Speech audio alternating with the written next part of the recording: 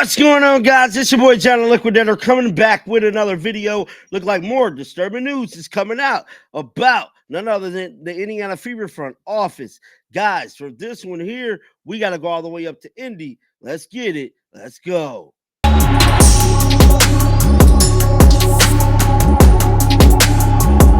We know the Indiana Fever front office has been a topic of discussion these last recent days for various reasons. Got the DeWanna Bonner situation, dealing with trades. You got Caitlin Clark health being the issue. You got Stephanie White, second half disasters. There is a lot of stuff that we can make videos about in regards to this front office department. Now, yesterday, DeWanna Bonner has come back up in the news in regards to her wanting to quit the team and to her possibly denying a trade. Now, there was a lot of talks between Amber Cox and the media a few days ago about this, about this DeWanna Bonner situation. That is them trying to find a proper trade because they just waived DeWanna Bonner and we got nothing for her, bro. They simply let her leave. Now, this is crazy to me. How could somebody that you pursued, wanted to have on his team, just say, you know what? I don't want to play for y'all no more. Like, what the hell? She literally said, I just don't want to play for y'all no more. And y'all simply said, okay, you can leave. Like, where do they do that at? And y'all literally get nothing for it. Y'all just waived her. Nothing. Well, new information is coming out. Allegedly, I got to put allegedly on here, that DeWanna Bonner actually turned down potential trades and landing spots. Hold up, Shreky, wait a minute. You mean to tell me she took it upon herself to tell the world, you know what? I'm not going here. I'm not going there. The hell with y'all. Wave me. Like she running y'all. Could that show what it was looking like? Now, I did a video, well, actually a live, a few days ago when it all went down, telling y'all DeWanna Bonner was the main reason they was running this most shit offense. It was simply for her. It was very similar to the style of offense they ran in Connecticut. Kind of to me, I think they ran this to make it easier on Stephanie White as a coach. Basically, she kind of really didn't want to probably deal with the Caitlin Clark effect thing with her running the read and react offense. This is my theory, but as of right now, they got to come up with a scheme because whatever she's running is not working in the second half. But with all that being said, let's check out this tweet, man, I came across.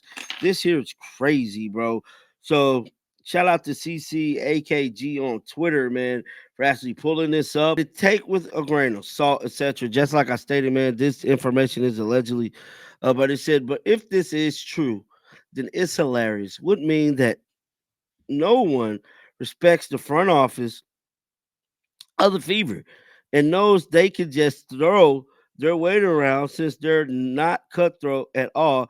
Yes, a ish move by the player, but what a loss, what a loser move by the front office. Now, this is what they referring to right here, guys. Let's let this load up. Say any possible TikTok. So this is what I'm guessing on receipt. So this is an anonymous person. They stated, I have inside information about this off the record. So you have to take my word for it, obviously. And DeWanna Bonner declined two trades that the Fever found for her. One as early as week 2, and she wanted to go to a specific team. She declined the trade and didn't want to go back to said teams. So I wonder, like, didn't want to go back to said teams. It's probably the Connecticut Sun. And this didn't provide any value back like other players. We have recently seen what a trade looked like. Marbury, Dana White of Chicago, etc. Same source that provided me this info about this stated, this is personally the issue I have. It's okay if you want to leave and don't like the fit, but to force your hand of the front office to waive you and bring zero value back after being paid 200K is cool. My 2 cents. Teams have been advised to not pick her up of waivers for the same reason.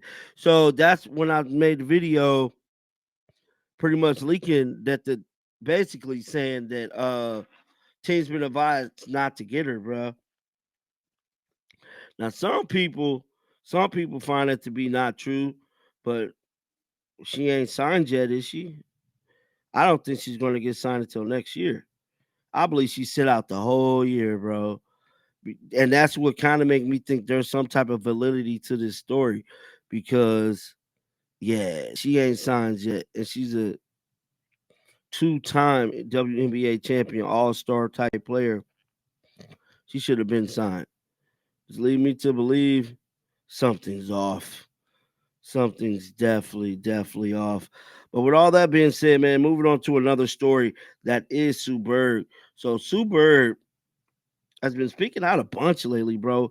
Which she always speak out, but it seems like she's speaking out a little more than usual, bro. So she spoke about the physicality of the league. Now we know the league is very physical, and to the sense she spoke about the former players that's in the league actually wearing these bruises like, scars and war wounds type stuff. Now we remember Natasha Cloud showing her teeth got knocked out and all that, and I believe that is the case, that they do, rep these war wounds. Now, shout out to Mike on Twitter. He said Schubert should replace Kathy Engelbert as WNBA commission. She played in the league. She knows business and is widely respected. I know she's part owner, and that would need to be worked out. But Sue Bird on the physicality of the WNBA. Listen to this, guys. I just want to talk a little bit about the physicality of the league. There's so much conversation about it. Is it too physical? Is it not? All these things. And I think there's been this narrative that's gone around that we, and I'm going to include myself here, we as WNBA players talk about the physicality in our league with like a badge of honor, right? And I don't think that's the case at all. I personally don't feel that way. But when challenged about the physicality of the league and the historical physicality of the league, yes, we say, yes, this is a physical league. Like, yeah, it's a grown woman's league. Like, yeah, you got to be ready for it. And the only reason why I want to bring that up is because while it's true that we have defended the physicality, it's not true that it's because we want it to be that way or like it that way. I think for a really long time, it's something we've talked about. Do ref the game and allow physicality, we're kind of just playing in it. And of course, what refs allow, you're going to take. And that's really what you're seeing in our game. I would argue that most players don't want it to be this physical. I was the first one with my hand up when I was playing. Do you think I wanted it to be physical? Then you've never seen me play. No, I did not want it to be physical. So that was Sue Bird kind of speaking about the physicality of the league. Get down in the comment section right now. Let me know your thoughts about this. Keep them bills on, because you know what? I'm coming right back with another one. Like always, man, until next time, y'all already know. Shake the haters off. I'm out of here, baby. Peace out.